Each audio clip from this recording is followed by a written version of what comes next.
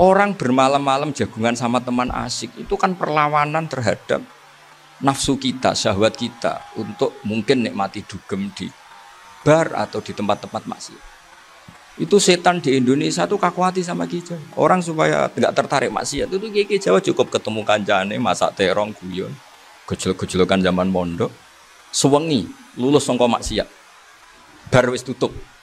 Saya akan cerita sedikit tentang tradisi hujjah.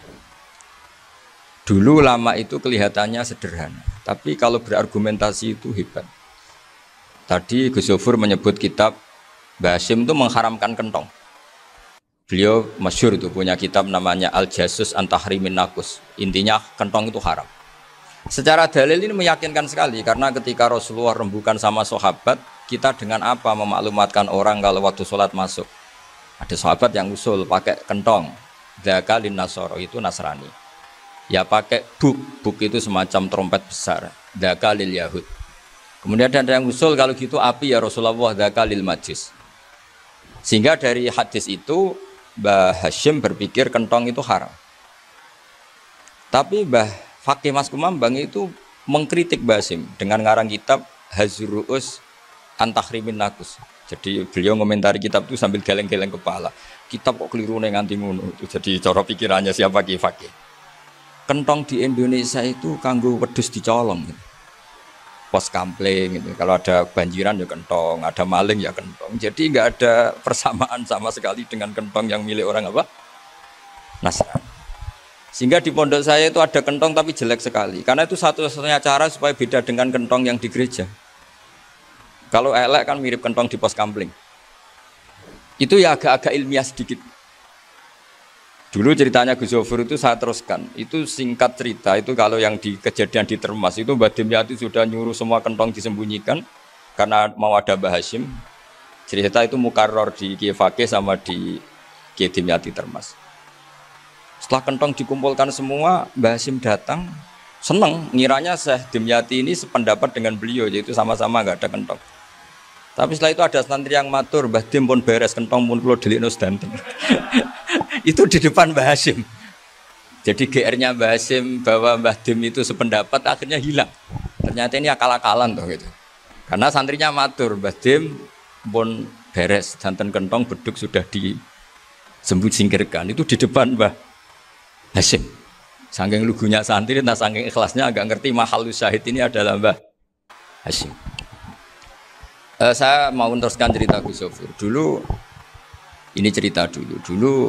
Mbah Mun ngaji di Lirboyo, tapi Kiai Makhrus ngaji sama Kiai Khalil Harun. Kiai Khalil Harun itu adik juga sekaligus muridnya Mbah Umar Harun. Mbah Umar Harun itu generasi kedua setelah Mbah Ghazali. Beliau menantunya Mbah Ghazali, tapi ya sudah ponakan. Sehingga tradisi ini penting karena saya berkali-kali bilang di mana-mana. Status orang tua dan mbah itu adalah terserah anak cucunya. Bukan terserah mbahnya, tapi terserah anak cucunya. Saya tidak akan bosan mengingatkan ini.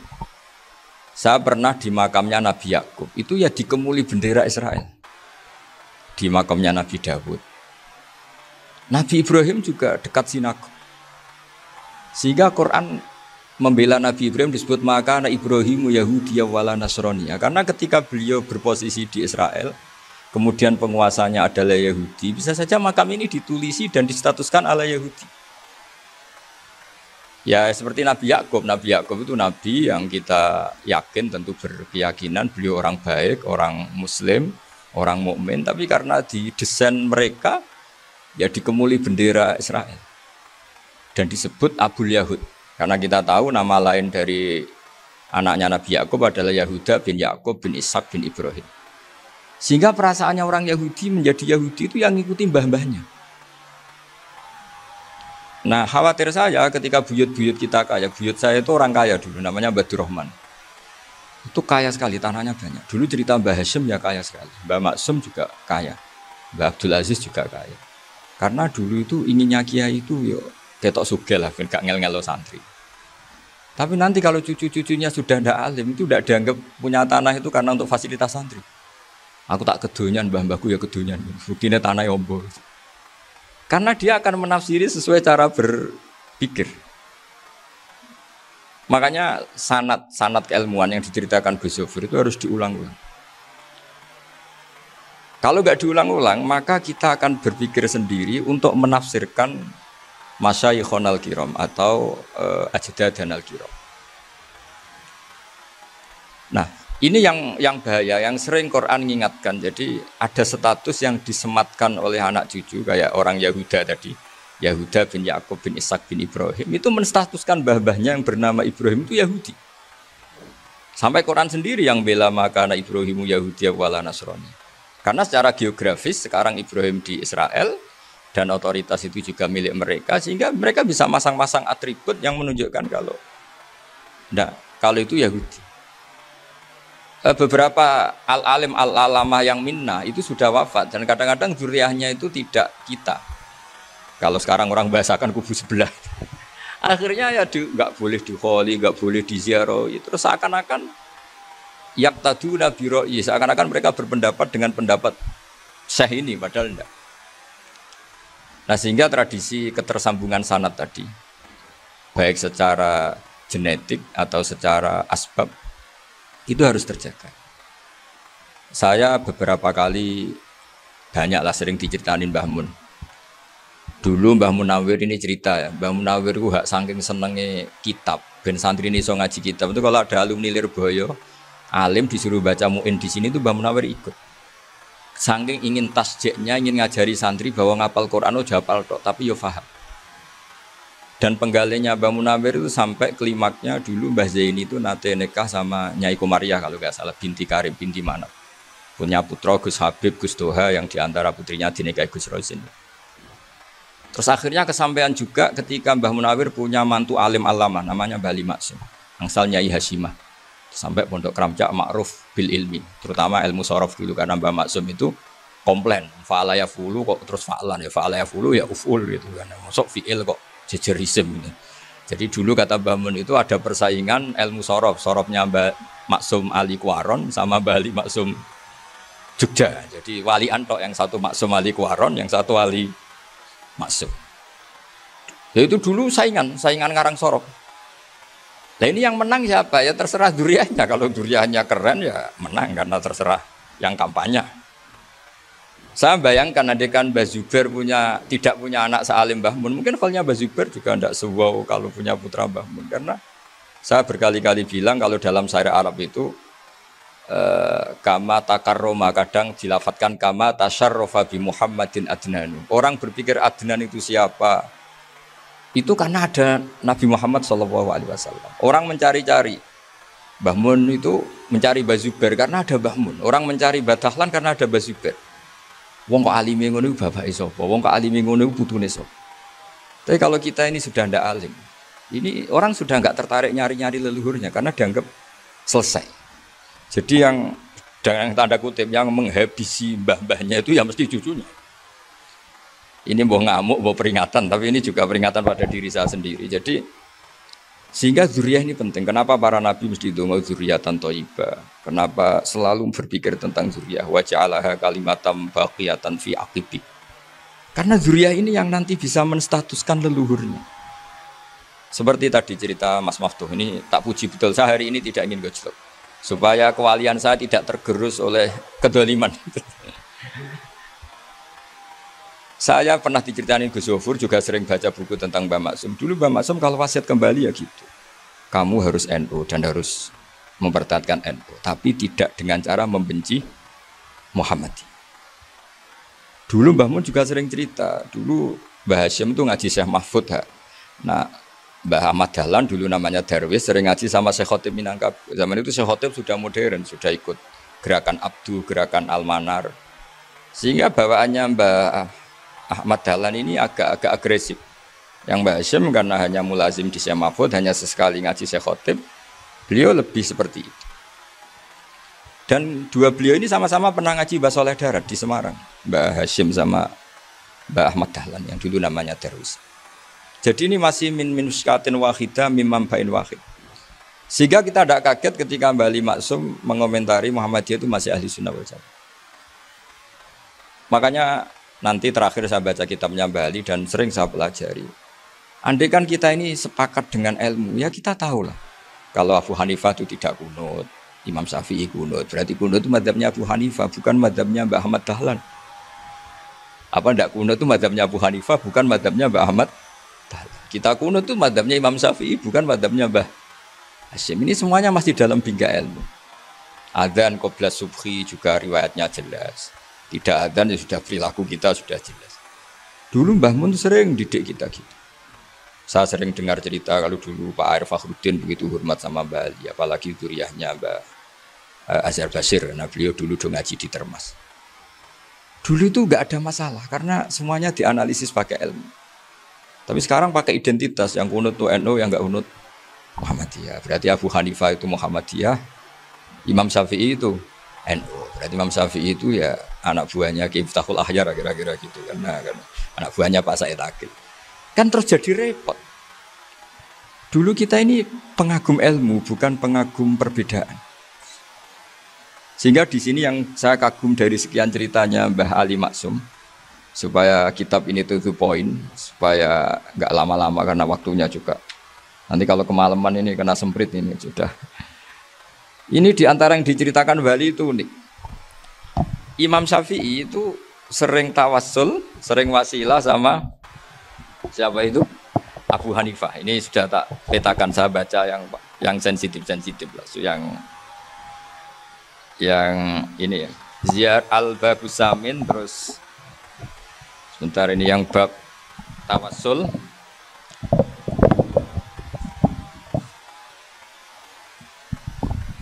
Ini halaman 90, mungkin santri-santri kerap ya bisa ngecek lagi di kitab Hujjatul Ahli Sunnah. Ketika cerita tawassul, di antara yang diceritakan Mbah Ali Maksum adalah perilaku ya, bukan sekedar statement tapi apa? Perilaku. Perilakunya Imam Syafi'i atau ahwalnya kalau bahasa halusnya, yang selalu ke makamnya Abu Hanifah untuk tawassul. Padahal Imam Syafi'i itu orang yang secara ilmu sering kritik Abu Hanifah.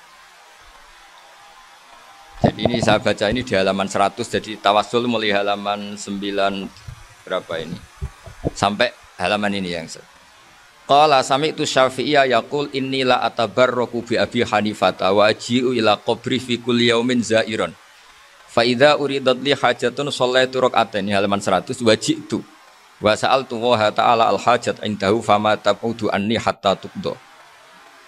Kanal Imam Syafi'i ayyama huwa bi Baghdad yatawassalu bil Imam Abi Hanifah yaji'u ila dorihi fayusallimu alaihi wa yatawassalu ila Allah bihi fi qada'i hajati. Terus wa yatawassalu Imam Ahmad bi Imam Syafi'i. Jadi di antara yang diceritakan Mbah Ali Maksum itu betapa Imam Syafi'i yang terkenal sering mengkritik Abu Hanifah dalam tatanan fikih karena beliau tidak percaya ada istihsan. Abu Hanifah berpendapat adanya istihsan, dan kita tahu lah ikhtilafu Syafi'i wa Abu Hanifah itu besar sekali. Tapi beliau itu tahu Abu Hanifah itu orang yang sangat soleh. Abu Hanifah itu kalau ketemu sama orang yang utang beliau itu yang lari bukan yang utang Abu Hanifah, karena takut orangnya itu izin. Jadi kalau ketemu yang utang di jalan itu yang sembunyi itu Abu Hanifah. Kenapa engkau sembunyi? Ada yang utang saya lewat, nanti orangnya malu. Jadi setingkat Robi'ah Adawiyah itu beliau di rumah ada maling itu sembunyi. Ditanya kenapa engkau sembunyi? Malu, gak ada yang dimaling. Malu sama malingnya karena serumah itu gak ada barang yang layak dicolong itu. Itu Robi'ah dia sembunyi. Itu yang bisa niru itu Abu Hanifah. Jadi wali-wali besar ini ternyata saling menghormati dan saling tawassul. Nah saya berharap tawassul ini bukan sekedar perilaku sosial, tapi memang ada sanadnya. Sehingga terus diceritakan Bali di sini dulu istaqa Umar bil Abbas. Kata siapa tawassul harus dengan Rasulullah SAW? Dulu istaqa Umar bil Abbas. Sayyidina Umar itu tawassul istisqa dengan Sayyid Abbas. Padahal kita tahu Sayyid Abbas ini tidak nabi. Terus beliau cerita sampai Imam Syafi'i tawassul sama Abi Hanifah. Sehingga nggak ada perdebatan itu kan Umar. Kalau Umar kan ada jaminan boleh diikuti karena beliau sahabat. Bali cerita tentang Imam Syafi'i yang tawassul dengan Abu Hanifah. Seargumentatif itu. Sehingga ada cerita dalam sebuah tafsir, ya saya ulang lagi, ada cerita di sebuah tafsir, kenapa Nabi Musa ditanya Allah, wa matilka biyaminika ya Musa. Ma'ana wa ta'ala a'lam, tentu Allah sangat tahu yang dibawa Musa itu apa. Karena Allah tahu Nabi Musa itu grogi. Orang dipanggil Wali Maksum pasti grogi, santri dipanggil Mbah Mun pasti grogi. Kenangan saya setiap dipanggil Mbah Mun ya mesti tanya, yang ringan-ringan, wis sarapan ya. Arung sarapan ya sarapan. Pas sarapan ya kan tanduk mangan sing enak, wong santri ora tau mangan enak. Ya enggak pernah ngomong yang penting, ngendikan yang penting. Nah, karena Nabi Musa ini grogi, ini sebagian tafsir. Itu ditanya yang ringan, sake iku nggawa apa? Karena pertanyaannya ringan, Nabi Musa juga ringan. Ya Nabi Musa itu sampai lali iku pangeran sing ya'lamu sirra wa akhfa. Diterang. Niki tongkat Gusti. Gunane kathah Gusti tongkat iki. Qala ya aso ya atawakkau 'alaiha wa ahusyu biha 'ala ghanami wa liya fiha ma'arifu ukhra. Oh, tongkat Gusti niki penting Gusti. Nggih nak. Nggih macam-macam lah Gusti. Atawakkau 'alaiha wa ahusyu biha 'ala ghanami kangge menghalo kambal. Masih terang terakhir dan yang lain-lain Gusti wal liya fiha ma'arifu ukhra. Sehingga akhirnya rileks. Karena Nabi Musa terus ngerti. Ternyata ketemu pangeran itu gak seserem yang saya bayangkan gitu. Pertanyaannya ringan. Itu ada ilmunya. Tapi cerita ini yang versi tafsir ini tidak yang seperti di Manaqibul Ghazali.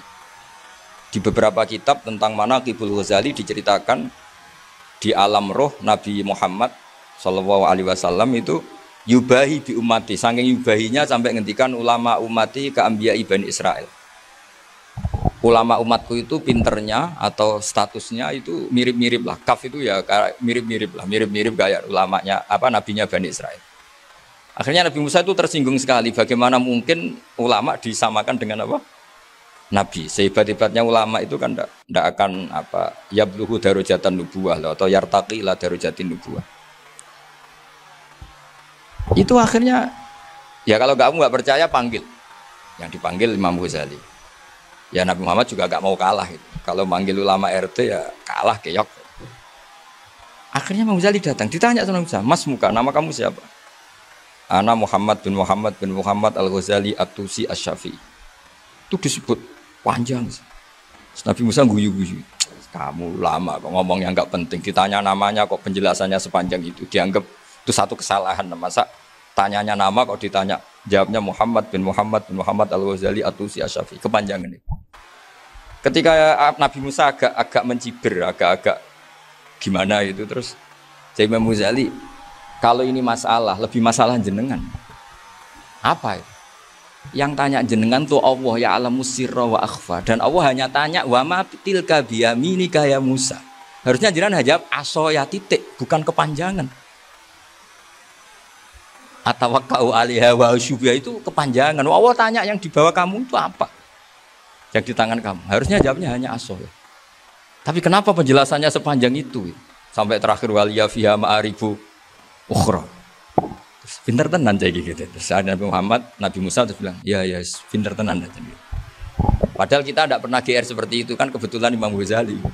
Kalau yang lain mungkin ya keok lah kira-kira gitu.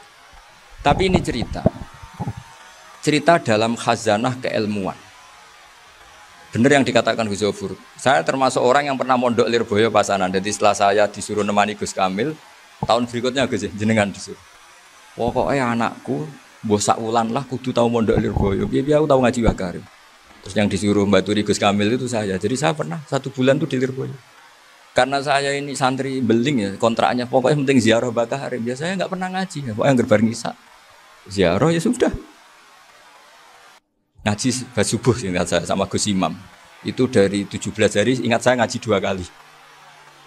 Tapi kalau ziarah ke Bakarim sudah lupa jumlahnya karena memang kontraknya disuruh ziarah. Sampai seperti itu. Dan saking senengnya bangun sama Bakarim saya masih ingat. Ngamplopi salam template itu masih ingat untuk Gus Anwar, untuk Gus Imam, untuk Gus Kafabi, termasuk untuk Gus Maksum. Itu malam-malam saya dijak ngamplopin. Zaman itu saya masih ingat selawewu. Zaman itu kos 1 bulan itu 13.000. Jadi kira-kira kalau 25.000 itu untuk kos 2 bulan. Jadi saya krusnya itu pakai kos. Saya masih ingat Mondok Sarang itu kos 1 bulan 13.000. Berarti kira-kira 500.000 itu di amplopin sendiri sama Bang. Ini untuk Gus War, ini untuk Gus imam ini untuk Gus. Padahal Gus Imam ini mondoknya sudah di Mbah Mun. Itu Mbah Mun hormatnya sampai untuk jatah salam tabligh. Lah yang ribet kebalikannya, kita pulang Gus Imam karena melihat Gus Kamil ini putrane Mbah Mun, Gus Kamil disangoni. Saya juga disangoni karena Gus Imam dulu ngaji juga sama Pak D saya. Sama keluarga saya. Itu kata Gus Kamil setelah keluar, mau kamu nih gue abal, boten berarti gue aku. Karena ini penting, ini kalau sampai dianggap tukar guling, ribet nih. Jadi ditakwil sendirilah, mau kamu nih gue abal ya, boten yes berarti halal. Tapi sama Mbah Mun ya ditanya. Ditanyanya bukan apa karena untuk meneruskan tradisi bahwa kalau kiai ketemu itu ya saling memberi hadiah, saling itu sudah fakot timu bene adena juakum apa? Sotak. Sehingga ketika Kapya ini punya Bali Maksum alim alama, kemudian melahirkan murid-murid yang juga ipar kayak Mbak Warsun bisa ngarang apa Kamus Al Munawir, Pak Bik juga punya karangan Kamus Al Muasir. Saya tuh punya semua. Karena ini adalah buah dari bahwa kita ini tidak kalah sama produk-produk yang di sana. Bahwa produk di kita ini sudah cukup untuk mengantarkan orang menjadi alim alam.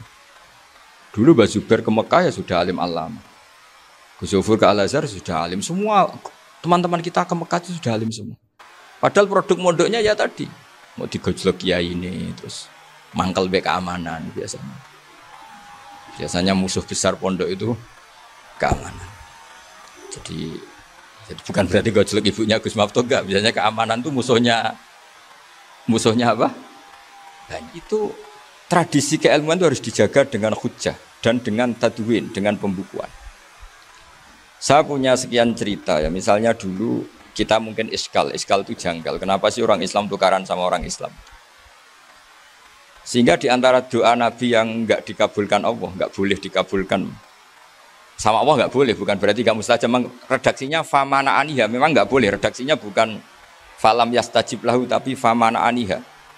Di Al-Marrah As-Salisa ini Nabi dilarang, yaitu melarang umat Islam itu jangan sampai tukaran sama umat Islam sendiri. Itu kata Allah, ya tidak bisa kata Allah, kalau itu tidak saya kabulkan. Itu dulu guru-guru kita nyontohkan sederhana. Kira-kira kalau saya tukaran wek Gus Zufur, Mbah Mun luwih ikhlas dibanding ditukari wong liya. Nakno kakak ditabuk adik, wong tua luwih ikhlas dibanding ditabuk tangga. Barokahnya membaca kita lebih mentoleransi.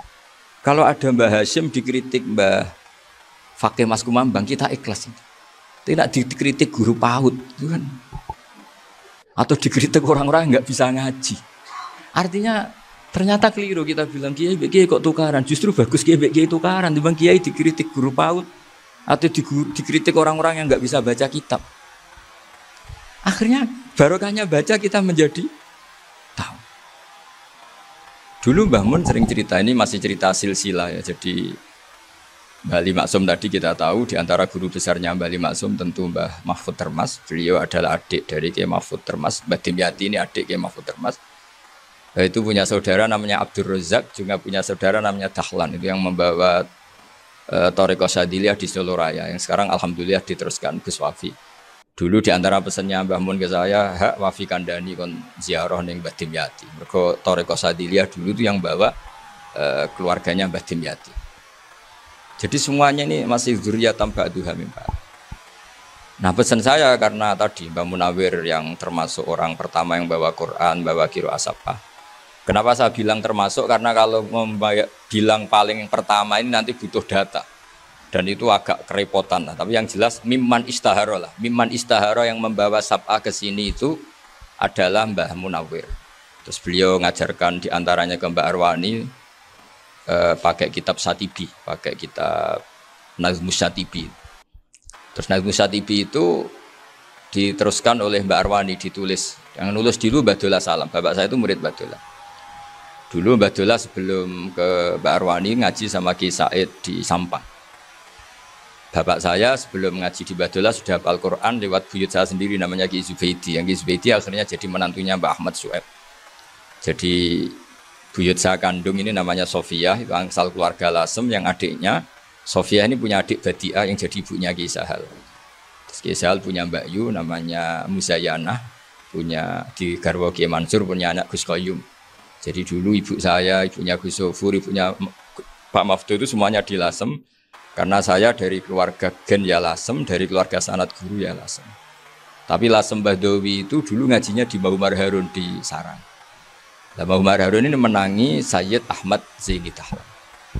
Sayyid Zaini Ahmad Zaini Dahlan ini punya cucu keempat yang hidup di Sedan, terus makamnya di Lasem, namanya Habib Haidar, itu yang nulis biografinya Mbah Maksum. Mbah Maksum bukan Bali, biografinya Mbah Maksum. Itu ditulis oleh Habib Haidar, namanya Haidar bin Hasan bin Sodaqoh bin Ahmad Zaini Dahlan. Nah, Habib Haidar ini menantunya Sayyid Hamzah Sato. Hamzah Sato itu Hamzah bin Abdullah bin Umar. Itu kakaknya Sayyid Abi Bakar Sato, Sohibul I'anah. Nah, Sayyid Umar ini yang dulu ngajari mbahnya Mbah Mun namanya Ahmad bin Su'aib. Nah, di antara ajarannya adalah baca kitab-kitab kecil yang bisa dihafal. Dibawalah ke Sarang jadi metode muhafadzah. Tapi kemudian lama-lama oleh pondok itu jadi syarat kenaikan kelas. Dulu nggak ada muhafadzah untuk kenaikan kelas ya, supaya orang alim itu harus hafal, lama-lama dipakai syarat untuk muhafadzah. Jadi semua ini sanad harus kita ingat supaya kita bisa menjaga tradisi. Termasuk tradisi ini kiai seneng jagungan, terus ngomong ra penting. Itu juga sanad. Setahu saya Mbah Mun itu kalau ketemu bapak ya guyon terus. Saya punya kenangan tuh yang dulu agak iskal tuh begini. Ada isu lah, entah isu entah hoax entah apa, ada kaji itu agak beling itu, pokoknya beling lah. Seneng siapa itu, rondo lah apa. Pokoknya beling. Ketika Mbah Mun dilaporin tamu kalau kaji itu beling sama rondo itu. Mbah Mun tanyanya lucu. Lho ayu no cung. Wahyu banget, Mbah. Wahyu. Itu bapak juga bakas ayu nih. Dulu saya sekali ini kiai kok bakas wong ayu, bakas budine barang lah kira-kira gitu. Tapi setelah saya tambah alim, tambah ngerti itu, kata bapak gini, ya abek bakas ayu hak timbang iya, no malah kozaf. Ternyata seni. Sekali Mbah Mun atau bapak bilang, waji kok zino kaji, maka larinya ke kozaf. Maka menghindari bahasa menuduh, ngomong yang nggak penting. Loh ayu no. Jadi kiai dulu itu orang sok suci tapi menghindari hal-hal yang jadi punya seni untuk ngelola kehidupan. Orang bermalam-malam jagungan sama teman asik itu kan perlawanan terhadap nafsu kita, syahwat kita untuk mungkin nikmati dugem di bar atau di tempat-tempat maksiat. Itu setan di Indonesia tuh kakuati sama Ki Jawa. Orang supaya tidak tertarik maksiat itu Ki Jawa cukup ketemu kancane masak terong guyon, gejol-gejolokan zaman mondok, suwengi lulus sangka maksiat. Bar wis tutup. Perlawanannya sederhana, nggak pakai tahajud, nggak pakai wiridan, karena Ki Jawa juga koyo rapati potongan ahli ibadah itu. Itu jagungan. Jadi setahu saya itu pernah lihat Bali itu sekali ketika beliau ngisi ceramah di Mbah Hamid Bedowi. Saya masih kecil diajak bapak. Dulu kalau bapak ngelihat Bali sama Mbah Hamid itu mesti nangis. Karena dua orang alim bertemu. Yang akhirnya ya bisanan itu. Mbah Hamid punya anak Gus Nasih, di sini ada Mbah Nafisa, terus jadi Mbak Salih Hindun itu. Jadi dulu tuh ya guyon terus ketika ketemu. Itu yang sering bodoni Mbah Hamid itu ya Ki Bisri. Ki Bisri itu kalau datang ke Ki Hamid Pasuruan, nak wali tenan aku teko ditatakno mangan. Jadi ukurannya ya. Ternyata sampai sana dikei mangan tenan. Masih belum mengakui, kan nak wali tenan aku itu kiai rung di mobil, dongakno aku di mobil. Sudah kalah satu seri itu masih gak terima. Lalu itu Mbah Hamid akhirnya berdoa, ayo monggo, mungkin-mungkin Ki Bisri gak ada mobil. Itu setelah didoain masih tanya, mereknya apa merek? Jadi itu Mbah Hamid jawab, yo paling Holden ya, paling Holden. Itu nyari mobil itu ya adalah dapatnya Holden. Suatu saat Mbah Bisri diundang Mbah Hamid gak dikasih pisau, karena utangnya sudah banyak Mbah Hamid. Mbah Bisri ini utang doa tadi. Itu ya gak dikasih besar ya gak mau kesang apa-apa kelambimu kayak aku. Didol sama muhibbinya Mbah Hamid. Itu harganya melebihi jatah besar rokok. Ketemu Mbah Hamid. Kang, susu Kang, mergo. Jadi dulu itu rileks, makanya ini yang diceritakan ke Zofur. Sebetulnya kalau kiai-kiai itu bersanad itu ya rileks, hidupnya itu rileks. Karena rileks ini perlawanan terhadap kemungkaran. Saya dulu musyawarah sering sama Gus Zofur usul fikih. Itu jelas di antara yang ditulis Lubil Usul itu. Ya kita tahu tadi misalnya sanad usul fikih, Mbah Ber itu sangat al-usuli Kiai Zubair Dahlan, abahnya Mbah Mun. Punya murid di antaranya Kiai Sahal. Kiai Sahal punya karangan Thariqatul Husul fi Syarhi Lubil Usul. Itu Thariqatul Khusyul itu beliau ngendikan dalam mukaddimah bahwa saya bisa mensara ini berdasar ngaji, maknani sama Basibir. Terus beliau mengutip sarah itu dari kitab Nailul Ma'mul. Beliau ngendikan binus khotin khotiyah ghairi matbu'ah. Dan itu ditemukan di Kiai Mansur di Lasem. Karena Kiai Mansur iparnya Mbah Sahal. Mansur bin Khalil itu diantara katibnya Syekh Mahfud. Jadi semuanya ini sambung. Mbah Ber saking ahli usul fikihnya, kalau ngajar usul fikih itu kalau guyon takriran saya ini lebih memahamkan ketimbang sarah. Ya sudah, terus Mbah Zubair Kiai Fakih, terus Syekh Mahfud. Di sini Syekh Mahfud termasuk orang yang dekat Mbah Munawir sampai putrane Mbah Mahfud namanya Gus Muhammad dibawa Mbah Munawir, kemudian mondok di Termas diantaranya, terus dinikah jadi menantunya kalau nggak salah Haji Taslim di Betengan, kemudian sekarang juriannya Mbah Mahfud di Betengan. Ini nggak boleh hilang secara sepuluh. Itu diantara di usul fikih diterangkan. Ketika diantara 5 hukum itu ada yang bernama mubah. Mubah itu boleh dilakukan, boleh ditinggalkan, dan kalau dilakukan ya tidak berpahala, tidak disiksa. Itu ada ulama yang protes. Protes nggak bisa seperti itu. Ithma min mubahin ila wa tahaqqaqu bihi tarku haramimma. Fa'il zamu minas sukun tarkul qatli wa minas sukut tarkul qadar. Tidak bisa, mubah itu tidak ada. Kalau kiai jagungan semalaman, itu Allah ngitungnya itu hada taroka dugem, wahada taroka delok dangdut, wahada taroka kada wakada. Oh, itu luar biasa. Dan kita ngikuti yang seperti itu saja. Gak usah tahajud, gak usah witir telulas, kaya ora kuat timbang gremeng. Sewengi jagungan, setan ngenteni kita tergoda maksiat, ternyata maksiatnya sampai tutup, kiainya masih apa? Jagungan. Jadi jagungan saja ada ilmunya bahwa itu perlawanan terhadap tarkul ma'asi. Sehingga bagaimana Anda katakan mubah ini mubah, toh gunanya adalah tarkul haram. Meskipun efek mubah juga bisa tarkul wajib, wae bojo blonjo turu. Ya kan, wae ngrumat ibuke turu. Itu halal wajib. Jadi mubah itu resikonya ya bisa tarkul wajib, bisa tarkul. Sehingga kalau sanad ini terjaga secara baik, secara kultur, saya sering juga sakuan sama Gus Yofur, itu mesti tak niati gitu. Jagungan wong alim itu ibadah, dan menikmati ibadah adalah dabul auliya wa dabul ulama. Kata Imam Ghazali, pada akhirnya waqud buhadatin al-istildad bil mubahat. Kata Imam Ghazali, pada akhirnya qud buhadatin, madaru hadatin, pokok dari agama ini adalah melawan kemaksiatan dengan kita menikmati al-istidad bimbah. Kita menikmati sesuatu yang dibolehkan Allah Subhanahu wa taala. Dan seperti ini itu bisa qasmu dhuhri syaitan, bisa menghancurkan punggungnya setan. Karena kalau melawan setan dengan ibadah ini kadang kita capek selain serapotongan. Tapi nak kangkang ning komplek H gitu jagungan mbek kancane, ngenang melarate, mbok ngenang ora sekolah ramunggah, kenangan sing ramunggah diarani istiqomah. Gitu kan. Diarani tulus zaman, sing munggah dianggap kesusu. Saya ini punya pondok Quran, kalau ada yang hafal 3 tahun mesti digojolkan saya ini. Gak apik kesusu. Kesusu itu mesti tidak barokah karena tergesa-gesa apa? Hatam. Sehingga yang enggak hatam-hatam itu kayak partai mayoritas. Ini yang partai tulis zaman katanya. Ahli sobri katanya. Akhirnya di pondok gara-gara itu mau guyon, tapi enggak ada stigmasinya, saya enggak naik. Di Pondok Sarang itu saya punya temen itu banyak yang sekelas dengan saya, sekelas sama Gus Kamil, akhirnya sekelas dengan Gus Zofur. Padahal saya ini kakak kelas. Saya temannya, Gus Kamil temannya Gus Zofur. Ini anak ini nggak pernah naik, itu nggak dinyek, nggak dicibir di pondok. Karena guyonan tadi, guyonan bahwa ini bagian dari bentuk apa? Istiqomah. Nanti yang goblok juga tenang. Karena kiainya cerita, kadang santri goblok ya barokah. Di sini pondok akeh santri ora tau sinau ning omah dadi kiai gede. Selalu kiainya tuh cerita seperti itu. Akhirnya sing goblok ya bangga dengan kegoblokannya. Iya, jadi kiai itu orang yang meskipun guyon ini barokahnya Masya Allah.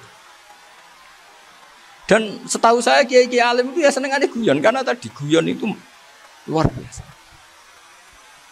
Bapak saya itu kalau pesan sama saya itu enak ngaji is guyon nice. Wong ning omah mikir utang, mikir wedi bojo macam-macam kok ngaji, kok jak nangis pisan, nangis ping pindho katanya. Sudah jak guyon ae. Paling gak lali. Dan beliau punya dalil kul bi fadlillah bi rahmati fa bidzalika falyafrah. Jadi jangan sampai orang ini farah bil maksiat, jangan sampai orang itu Dan ini yang saya kenang dari sekian cerita murid Bali. Mbah Ali Maksum ya senangane guyon. Gejol-gejolkan mbek santri iku. Ini saya maklumatkan ke semua santri beliau bahwa ini bukan sekedar guyon, tapi al-istilzat bil mubahat. Ini adalah perlawanan terhadap setan karena banyak orang bisa senang tuh kalau nunggu maksiat.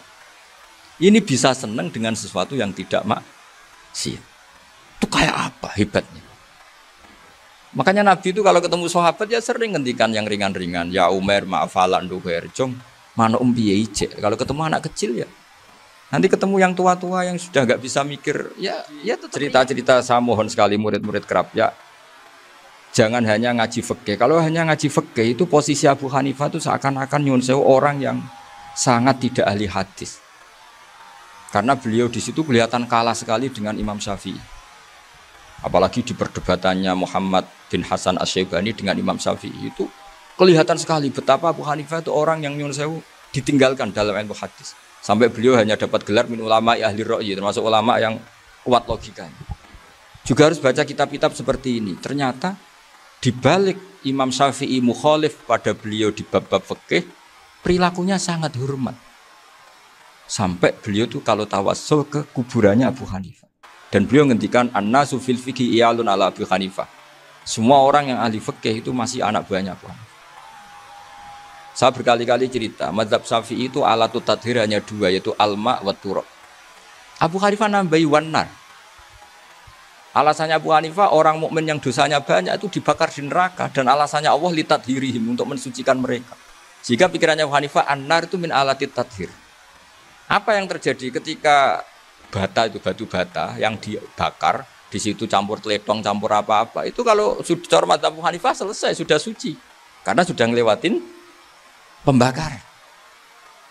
Meskipun kita tidak akan kalau kehilangan air terus wudu dengan api, bisa bunyak semua itu. Tapi apapun itu menjadi solusi. Sehingga saya punya kitab namanya Ikhtilafu Malik, Ikhtilafu Malik wa Abu Hanifah atau Ikhtilafu Syafi'i ma Abu Hanifah. Itu kelihatan sekali kalau Abu Hanifah itu nyuruh posisinya kalah. Karena yang ngarang orang-orang Syafi'i. Tapi kalau melihat kitab-kitab kewalian, misalnya di kitab Mizan Kubro ini juga sering disebut kisah itu Mbah Ali Maksum tentang Imam Sa'roni. Berkali-kali beliau mengutip Mizan Kubro. Itu Abu Hanifah adalah orang yang sangat mukasyafah. Artinya ketika Nabi cerita air wudhu itu menjatuhkan dosa, tidak ada air wudhu yang jatuh ke kamu kecuali saat itu juga dosa kamu jatuh. Itu beliau datang ke Madharota Kufah. Kemudian beliau bilang sama si orang tua tadi, tub anizina. Orangnya terus bilang atubu minazina. Ada lagi pemuda datang dibilangin tub an ukuki walideka. Terus bilang tub tu an ukuki walidaya. Sampai yang terakhir ada tub an simai alatilahwi atau an samai alatilahwi. Terus tub tu an samai. Ketika orang itu ditanya, kenapa engkau begitu tahu dosanya apa? Saya tahu air wudhu ini menjatuhkan apa. Jadi kira-kira kalau zina mungkin ya batang babi lah. Kalau hanya sekedar melihat bak-bak mungkin ya curut atau tikus lah kira-kira gitu. Nah dulu sediluk ya mungkin ya tikus cilik gitu. Nah dulu suwi ya tikus werok itu atau apa lah. Pokoknya beliau itu tahu. Tapi anehnya Abu Hanifah apa? Setelah itu dia nangis minta mukasafahnya ditutup. Ya Allah, saya ini mukasafah kok malah menjadi tahu sawatil mukmin. Padahal aturan syariat jenengan man satara musliman satarahu, bahwa enggak baik melihat jeleknya orang mukmin. Minta ditutup. Makanya saya ini bangga ada mukasafah. Makom yang kita sampai sekarang itu makom setelah Abu Hanifah mukasafah. Jadi Abu Hanifah repot-repot mukasafah, minta makomnya ditutup tidak menjadi mukasafah. Dan alhamdulillah kita sudah tidak mukasafah sebelum minta ditutup. Jadi kita ini keren. Keren karena aturannya itu man satara musliman satara huwa, yang tidak tahu aibnya orang muslim maka Allah akan nutupi aibnya di akhirat. Dan kita alhamdulillah barokahnya tidak mukasafah, tidak ngerti aibnya orang mukmin. Jadi kita harus pakai patokan ilmu. Saya ulang lagi, kita harus pakai patokan. Makanya saya tahu betul ketika Kiai Hamid Pasuruan, beliau dulu ngaji Jamul Jame, ngaji Juman, Bali Maksum di sana sama Gus Habib, sama Gus Muhammad bin Mahfud. Termasuk mbah saya kandung dulu Kiai Sidik. Mbah saya yang dari itu juga ngaji di Termas. Bapak saya dulu Kiai Nur Salim ngaji di Buyut Baiti. Dulu itu kawin juga sederhana, kayak cerita Gus Sofur. Jadi bapak saya kandung itu Kiai Nur Salim itu ngaji di Mbah Baiti. Mbah Baiti itu adik kandungnya buyutnya saya dari ibu. Nah, Mbah Bedi itu teman akrabnya mbah saya namanya Kiai Nur Sam, Mbah Nur Sam. Singkat cerita terus Nur ke Jorabi arah Arabekno itu. Setelah bapak saya ke Badullah mau ditawarin jadi mantu, kata bapak saya kula pun dipek mantu Mbah Bedi. Akhirnya dapat ibu saya itu. Karena ibu saya itu cucu Mbah Bedi, cucu lambung. Jadi mbahnya ibu saya itu Mbak Yunya Mbah Bedi. Namanya Mbak Sofia tadi yang dapat Mbak Idris itu. Yang Mbak Idris ini bin Umar. Ya Mbak Umar yang mbahnya Mbak Hamid. Hamid bin Abdul bin Umar. Kalau bahasa itu Fatimah binti Idris bin Umar. Dulu kecilnya Mbak Idris namanya Abdul Khalik. Kalau kecilnya Mbak Hamid namanya Abdul Mukti. Kalau kecilnya Mbah Maksum namanya Muhammadun kalau nggak salah. Dulu itu orang dulu itu namanya dua-dua karena diganti ketika musim apa? Haji. Jadi ini terjaga. Sehingga tidak ada ceritanya kiai-kiai yang jagongan kemudian santrinya itu yang agak-agak khawatir. Kiai kok sungi-sungi jagongan, gak tahajud, gak duha, itu tidak ada. Karena ini dianggap fi'lul mubahat untuk melawan mungkarat. Jadi sehingga di kitab Ihya diterangkan, kamu jangan ngira orang-orang soleh ketika jagongan itu min ahlil bitolah wa takasul. Itu orang-orang yang pemalas itu enggak. Tapi mereka bisa mengasyiki Allah. Bahwa dalam jagongan ketemu teman ya asik, gejul-gejulkan sama Pak Maftuh ya asik. Dan keasikan ini bentuk perlawanan terhadap keasikan harus dengan maksiat. Itu kayak apa kalau kita ngaji sampai seperti itu. Termasuk tadi yang diceritakan Pak Maftuh kitab Bunyah. Semoga beliau cerita juga pernah belajar. Saya pernah belajar kitab Bunyah khatam.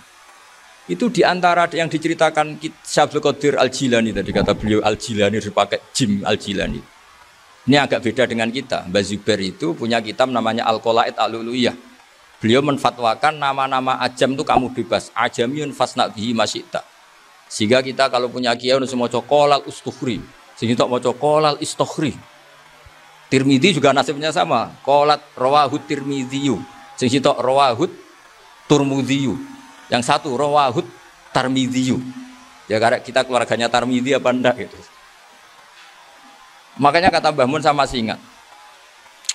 Kata cerita Gus Zofur tadi, adabnya Gus Zofur itu cerita tentang keluarga ibunya. Padahal keluarga ibunya juga orang-orang soleh yang luar biasa. Itu kata Mbah Mun, kowe roh jenenge Imam Bukhari tahu ya.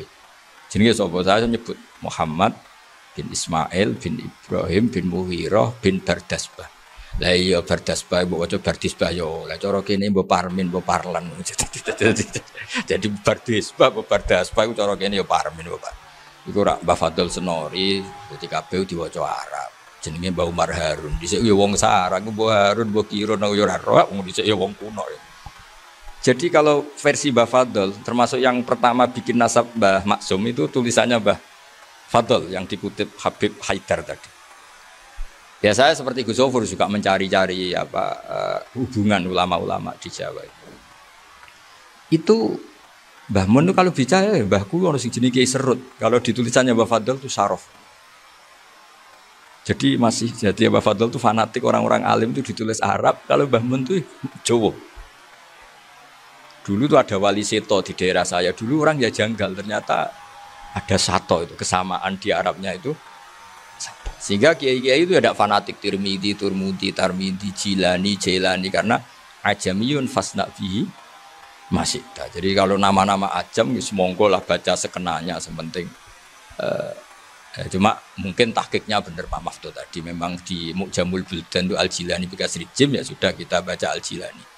Sebab itu kayak Pondok Pelosok Lirboyo itu menurut saya bagus. Orang itu maknani betul sama gurunya. Kalau Sarang enggak.